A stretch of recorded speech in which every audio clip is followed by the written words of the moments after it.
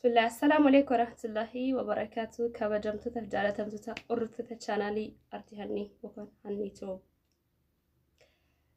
جرى جرتوا كم جرتنا نجافة يا كيساني نجيني بدأ كنياتن أدا بجناجان نأيدني سنججا سيادة جرى دام بدي جرى فيديو رجوجشو ديسي تكو ببليتين جرى يادا أكم نأيدني أنا سيادة جرى هاي هرد إما تجمع كبدين زين في حاجة ما فيديو كياتي نورجين ترى فيديو نكون إيراميتي إذا جماعة بدأجرو إرجانسا إذا قدرة dhimmoota gaafii inatti dhiyaataa jirurratti deebii asirratti isin deebisuu fi warroonni miseenjariidhaan chaatanaa goota yeroo isin deebisuun qabu ayyaam soorii isin jecha dhimma waa'ee shokkaareetii irratti ijoolleen baay'ee naa barreessaa jirtanii lakkoofsi keessi lama maxxansaniif ta'an hin beeku gara keessatti illee dhuftanii naa barreessaa jirtanii walumaa gala keessaniyyuu viidiyoodhaan isin deebisuu wayyuu kanaafiyyuu dhufee asumaan immoo warri dhaga'iin illee addaan baasee isiniif ibsuudhaaf yeroo nagaafata waan ta'eef amma mee haala kamirra jirti sababiin isaallee gaafii baay'ee natti dhiyaataa jira viidiyoo maafi ergine waa'ee manaaman yeroo si mustashfaa seenti maaliif viidiyoon godhinaa wantoonni akkasii sunis gaafiin natti ka'anii jira maaliif dhugaa mirkaneessuudhaaf uummannis dhugaa ni barbaada gaa'isa asirratti immoo gargaarsa akka hin barbaanne kanaan dura isin timnee turre jedhee yaada hundumaafiyyuu aga xumura viidiyoo kiyyaatti na dhageeffadhaa jechuudha gara chaanaalii kanaan badee jiraamti waliddachaalee jirra warroonni yeroo jalqabaatiif gara chaanaalii kiyyaa dhuftanii ana hanni jedhama akkuma san immoo chaanaaliin keessa haarawaadha anis isiniif haarawaa ta'e immoo maatii keenya ta'a akkuma san immoo yaada keessanaaf barreessuu hin dagatinaa gaafii yoo qabaatan gaafadha dogongora kiyya irratti immoo na dura dhaabadhaatiin natti baasiniin jaa okay wanti jiru immoo akka yeroo kanaatti immoo waa tokko irraa fadhee osoo hin ta'initti keessa kiyyanaan jira garuu viidiyoo irratti hojjechuudhaaf xiqqoo yeroo intani naaf firii hin taane jechuudha. Kanaaf asumaan immoo ijoolleen Oromoo idil addunyaa kanarra jirtan baga gammaddan isin jechuu barbaada. Injifannoo wobootii fi yookaan immoo eebbifama isaanii addunyaa kanarra woboon ni jira akka jedhu dhugaadhaan argachuu keessaniif baga gammanneen isiniin jedha.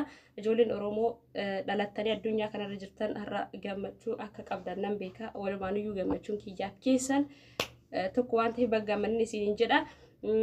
Dhimma xiqqoo wayii keessa seenuu barbaade I'm sorry sukkaareetti deebina dhiifama guddaan irraa taate jechuudha waan baay'ee das nama jedhu jira akkuma san immoo nama gaddisiisullee ni jira viidiyoo biraatiin walitti deemnu osoo hin ta'in viidiyoo kana irratti isin himuu wayyo viidiyoo biraa irratti isin waraabu irraa asumatti gabaabsee isin ibsuu barbaade waan keessa kiyyaa jiru baay'ee kanaafiyyuu waa'ee dhimma paartilee keenyatti yookaan ammoo gara siyaasatti ani siyaasaallee miti siyaasa keessa seenanii bayan kanas hin fedhu ani immoo maal sin jedhu politikanyallee miti garuu eenyummaa kan koon dagadhu eenyummaan kan koo Oromoodha waan ta'eef kanaaf waa'ee Oromoo yoo argunatti dhaga'ama kanaafiyyuu isiniin jechuu barbaadeeti akkuma isaan immoo Dr. Taayyeen rakkina isaan mudatanitti ni gaddine ni gammalleen ligan dinellee asirratti wanti jechuu barbaade Taayyee irratti wanti Taayyee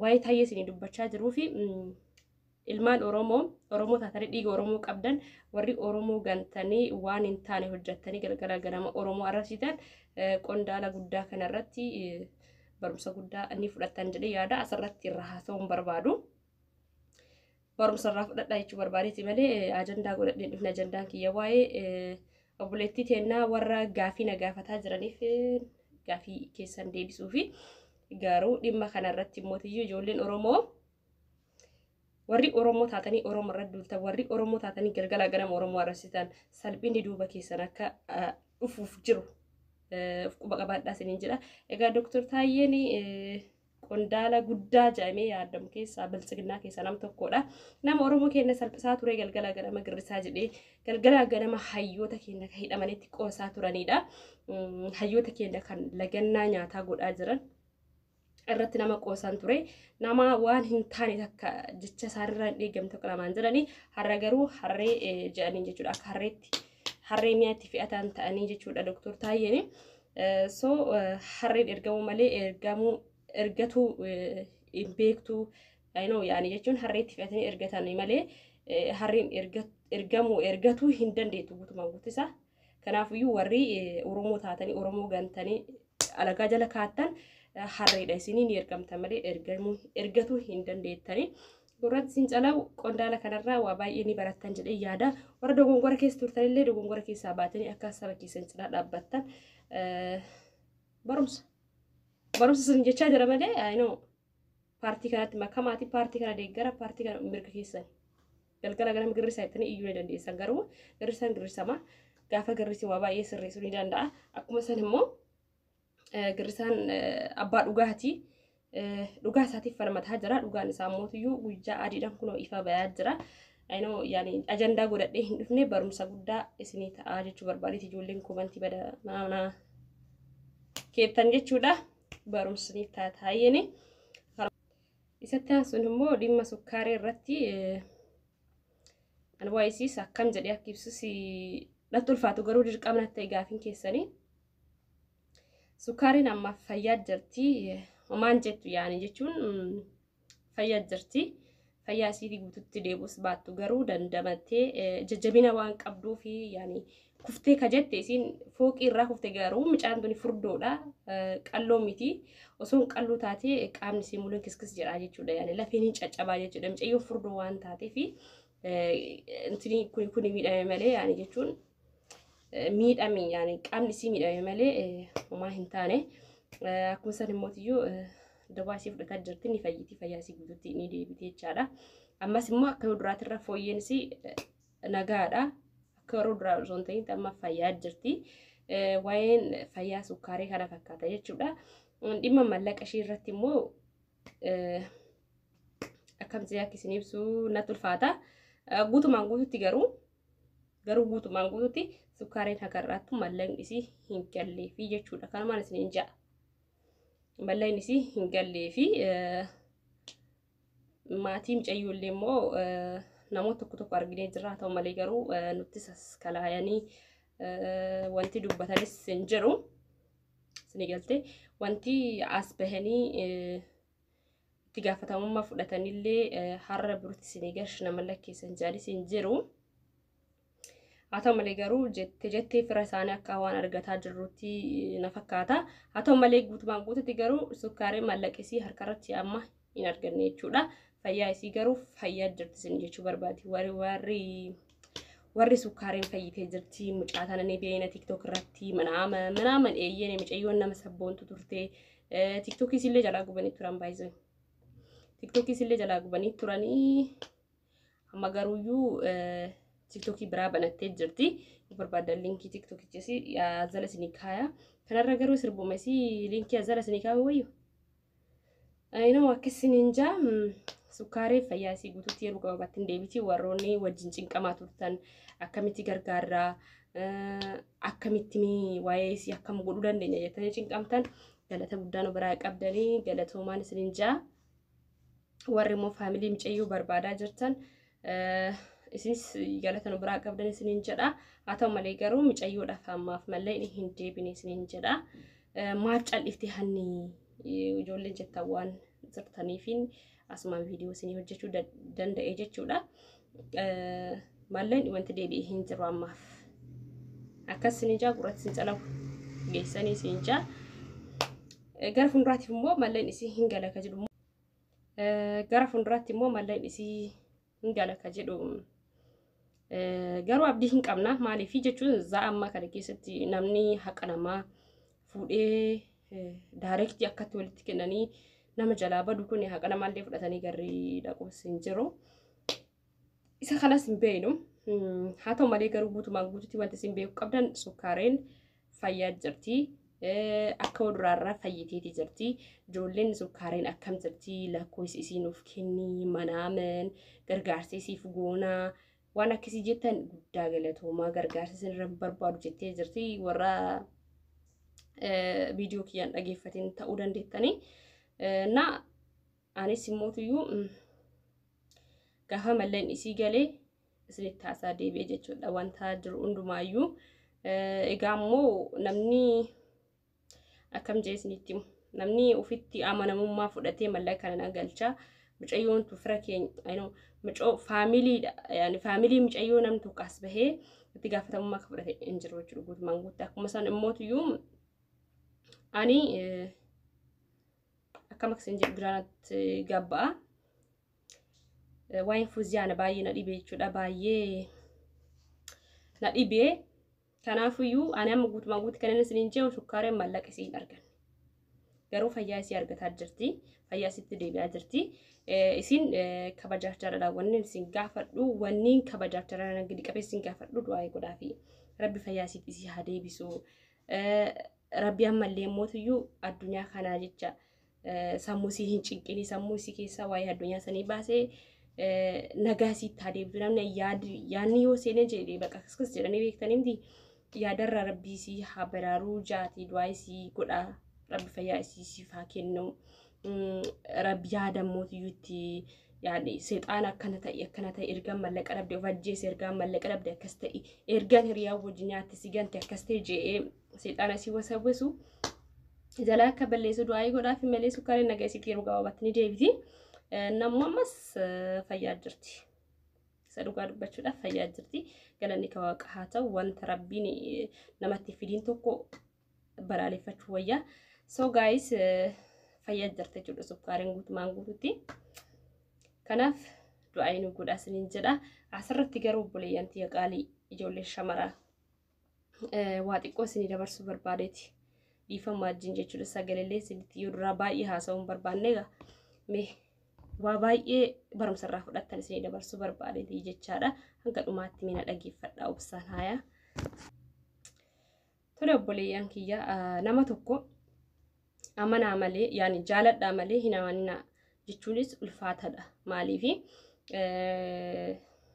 I don't know isinitti natti ulfaata namni kuni takki rakkachuu danda'a takki immoo rakkoo rabbi irraa dhufuu danda'a takki rakkoo ofumaa ofiisii ofirraan ka'uu danda'a I know yaani rakkatuu danda'a rakkatuu dhabuu danda'a sun hin beekamu jechuudha haa ta'u malee garuu obboleeyyan kiyya ani akka barumsaatti wanni isin dabarsu nama tokko yeroo waa isin jalaa badan jechaadha yookaan nama san bakka amantanii yoo dhabdan yookaan immoo waan tokko yoo isin jalaa bade gama mallaqaatiin keessumaayyuu obboleeyyan keenya ni shawwadamanii obboleeyyan keenya shamarranii biyya arabaa keessa dalagan keessumaayyuu ni dogongorraa jechuudha baay'ee dogongora qabnaa jechuudha maaliif mallaqa kana hodhamne akka waan mallaqa biraa argachuu hin dandeenye nutti fakkaate seexaan nu wasawwasee lubbuu keenya irratti farannaa jechuudha dhageeffadhu lubbuun keenya kee hubee siin deebi'u garuu mallaqa ni argatta dalagdee jechuudha ati jireenya kan kee ka dabarsite irraanfadhuute jireenya kan kee takka jettee jalqabuudhaaf yaadi yeroo mallaqni si jalaa bade yeroo hiriyaan kee ka jaalatu si gane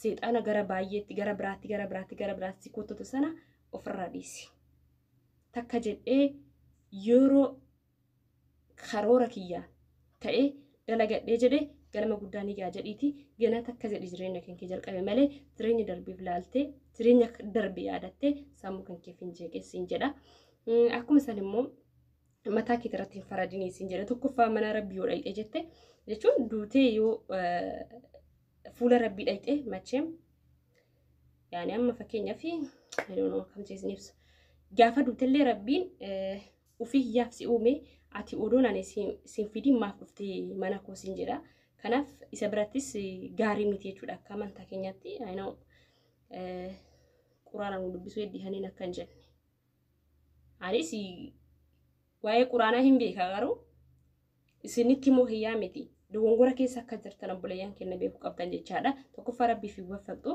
sadaffaa garuuyyuu lammaffaa dhiyootii kee dhabdee jirta jechuudha fakkeenyaaf sukkaariin daa'ima xiqqoodha umriin isii ganaadha dalagattee jijjiiramuu ni dandeessi ayidallam ofii jijjiiramuu maatii ofii jijjiiruu ni dandeetti ayidallam maatii isii oromoo jijjiiruu dandeetti jechuudha miknaatum nama gargaarsa oromoodhaaf godhu waan turte jechuudha sukkaariin kanaafuu guutumaan guutuutti umrii keessanii wal madaalchisa umriin keetu yoo dulloome jireenya irraa abdii kuttee lubbuu keetii irratti hin faradini abadan kan darbee jira jedhii ganaa jireenya takka jedhii lafaa ka'iitiin jalqabiiti jireenya kan kee fooyyessuudhaaf yaadi kan darbe irraanfadhu yoo rakkoon si mudate yoo seexaanni si wasawwase dafii bakka san keessaa fagaadhu kanaaf obboleeyyan tiyya qaalii wantoota akkanaarraa of qusadhaa obboleeyyan keenya baay'een ofirratti faraduu baay'ifta waan ta'eef ofirratti hin faradna abadan gara kamiiniyyuu rabbi jalaa ba'uu hin dandeetta waan ta'eef akkuma isaan immoo iyyuu addunyaa kanarratti tokkoffaa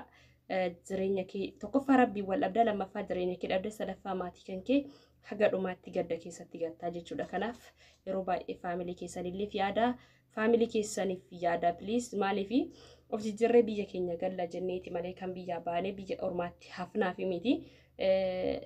Eenoo jaani biyya keessanitti du'u isin wayya malee duutanillee biyya ormaatti duutanii faamilii keessan fira keessan macheem namni fira hin qabne hin jiru jechaadha. Nama tokko malee namni fira hin qabne hin jira jedhee hin yaadu. Kanaaf fira keessan rakkoo keessatti hin gatinaa maqaa fira keessanii eegaa yeroo baay'eellee jechuudha. Dhaamsa guddaa maqaa fira keessanii eegaa wanta tokko hin balleessa jettanii yoo yaaddan maqaa keessan eeggadha. Maqaan baheef karaan bahee tokko jedhe. Sinigalee maqaa keessanillee kabachiisa maqaa maatii keessanii kabachiisa jechuudha. Maqaa kabajaadhaan maatiin keessan si guddisee darajaa guddaa naageessa jedhee abdii guddaadhaan si eegee darajaa guddaadhaan si ga'uudhaaf amma tokko yaani osoo namni si guddisuu baatee guddatuu dandeetta. Kabaja nama sidhalee nama si guddisiisanii jeeyitii wanta hamaa takkaasiin hojjetini. Kanaaf waan gaarii hojjedhaa obboleeyyan tiyyaa waan gaarii hojjedhu irratti dhiyaadhaa sinin jaa. Egaa gara obboleeyyan tiyyaatti waan gara riyoottiyaatti tira shamarraniitti yeroo baay'ee bakka kanatti argamnutti shamaraadha. Please yeroo mallaqa dhabdan ofirratti hin faradinaa please. Sababii isallee rabbi sin gaafata hiyooti keessan faamilii keessan yaadaa takka jedhaa jireenya jalqabaa malee ofirratti faradan lubbuu keessan hin balleessinaa. Amanaan isinitti haa ta'u hin balleessinaa sin ja'a. Maaliif hiyooti keessan deebitanii argachuu hin dandeettan. Addunyaa kanarratti garuu waa baay'ee arguu dandeetta. Addunyaa fixeessa ganamaatiin ni dhufanii darba. Si galtee ni dhufanii darba. Addunyaa dhufee darbuuf garuu ofirratti faradee jireenya kan kee hin dhabinii sin ja'a. Waan na wajjin turtaniif guddaa galatana biraa qabdu. Gaafii keessan gara miseenjara maarree dhannaatti barreessaa isin deebisa jedhee yaada. Sukkaariin fayyaa isiitti deebi'aa jirti. Irra deebi'een isinitti maa sukkaariin fayyaa isiitti deebi'aa jirti. Malleen isii garuu wanta harka ga'e hin jiru guutumaan guututti. Viidiyoo laayik sheer gochuu hin dagatinaa. Warroonni haaraa dhuftan immoo iyyuu weelkaam isiniin jenneeti jirra. Warri hin dhufin immoo kootaati seenaa isiniin jenna. Waliin hojjenna waliin fataa jenna nagaan nuti raachaawu. Jaalala jalqabaa siituna barsiisii.